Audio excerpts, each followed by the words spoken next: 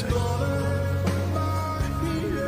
কাজ কাজ আমার চাই, কামড়ের কথা বল, সেই মানুষ। তার লোকের কথা কই, তাহলে কালকে তোমার লোকের দেখা করতে পাঠাবো।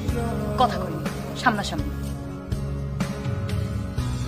সরাসরি বলছি, আমি মায়াকে প্রচন্ড ভালোবাসি।